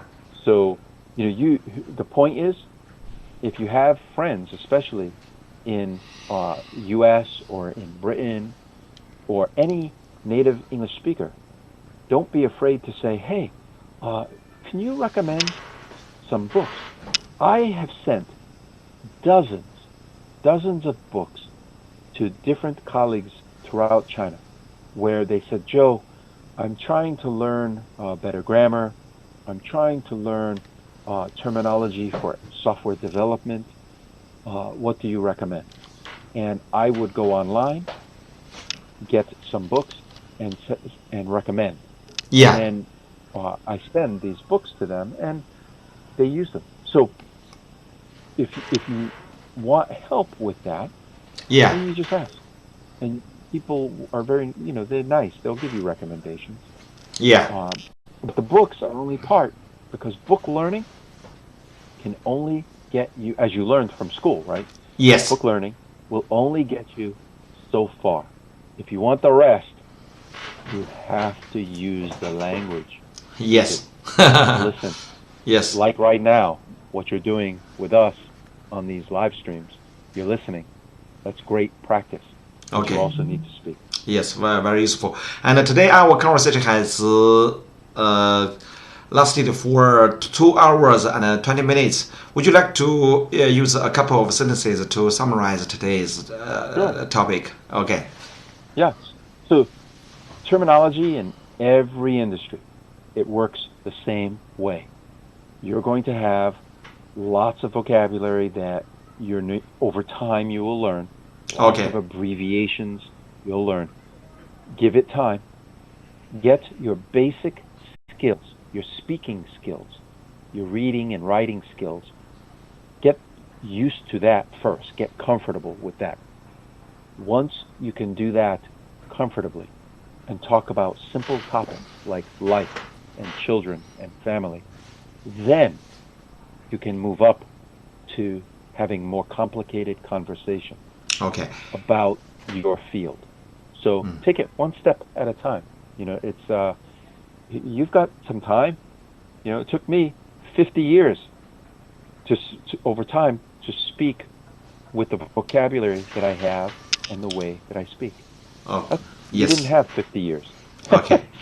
Yeah. Anyway, special. Learn special terms is very important. My experience is when I was a student at the China University of Geosciences or in Chinese Academy of Sciences, on the one hand, I would like to borrow some books from the library in English books, and I learn the knowledge, learn geology in English, or learn geomicrobiology in English. Even when I was doing experiment, I take all of the notes or the summary in English. I think that's very helpful for us to learn language and learn the specialty. That's right. Okay, let me summarize this point in Chinese a little bit. 那我觉得呢，用英语去学习，比如说我不管是在地大、在美国迈阿密还是在中科院，当时学习的时候呢，借到相关的专业书籍，然后去学习这个专业课，学英文的原版的这些课程。对我们的提高术语的学习是非常有用的。那我们知道每一个人呢，有些人呢可能是英语专业的，有些呢是非英语专业的。尤其对非英语专业的人来讲，或者是你是一个英语专业背景，但是后来又从事了翻译工作，想学习某个专业领域的翻译的话，那么你需要我对你的建议呢是，你要用英语来借到那些专业的课本去逐步的去学习，这样的话你的专业术语和专业表达专业词汇就都上来了。Okay, this is my suggestion regarding how to master some special or enlarge your vocabulary in certain fields, no matter in mining industry or medical industry. Read a lot of English books, the geology in English, geological textbooks in English, and medical textbooks in English, and to enlarge your vocabulary. This is very useful, helpful, especially when you are still students, or even you are a translator in medical industry or translation in geology and mining. You can also learn some special terms from the textbooks in English. Okay. Thanks a lot for your listening. Thanks a lot for Joe's effort so that our conversation. Thanks a lot for your contribution. Okay, it's time to say goodbye and see you tomorrow. Okay, see you. Bye bye. Okay, bye bye. See you all. Okay, see you. Bye bye. Okay, bye bye. Have a good day. Oh, for you it's evening. It's deep night. Okay, bye bye.